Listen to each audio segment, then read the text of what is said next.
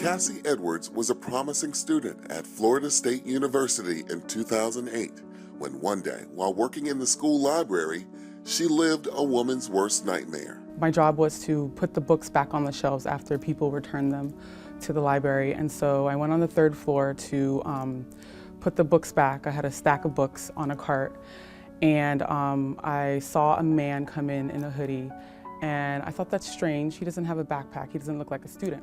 So as I was putting on the books on the shelves, I noticed him coming down the aisle that I went down. And then he came around behind me and he put his arms around my neck and he dragged me to the floor. He told me that he had a gun and he pointed to his pocket and he told me not to say anything, so I obliged. I didn't know if I was going to see my mom again. I didn't know if I would get out of there alive, so I pretty much just obeyed whatever he said in order to survive. And I thought, you know, it was really random for it to happen in the library, and I felt like, you know, it would be so unbelievable to people, you know, that I was raped in the middle of the library in the middle of the day. So it just felt shame and shock.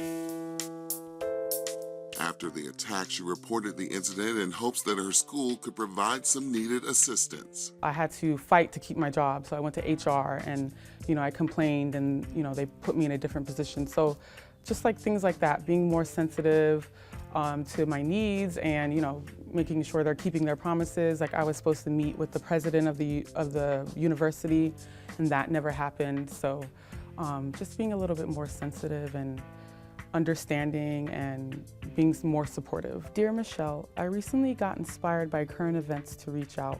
With the attack heavy on her heart, Cassie wrote a letter to the President and First Lady. Florida State University. Almost twice a semester, there is an incident of rape or sexual assault on FSU campus. Can you imagine which other ones do not get reported? Cassie's plea was apparently not in vain. The White House is now pushing a renewed effort to root out sexual violence in our nation's schools with a new campaign called It's On Us. It is on all of us to reject the quiet tolerance of sexual assault and to refuse to accept what's unacceptable. And we especially need our young men to show women the respect they deserve and to recognize sexual assault and to do their part to stop it. The White House wants to engage all college students and stress the role that the community can play in dealing with sexual assaults. We've got to have a fundamental shift in our culture.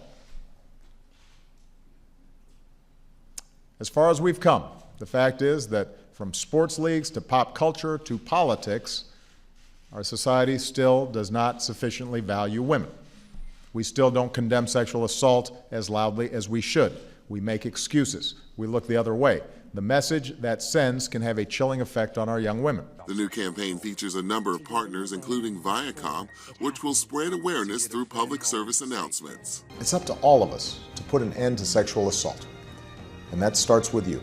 The administration also seeks to improve the enforcement of federal laws against perpetrators and provide colleges with best practices to help them better respond when sexual assaults take place. We're bringing in bystanders and, you know, people in the community, husbands, brothers. We're bringing in the men to help support women or anybody who is being violated. You know, if you see something, say something.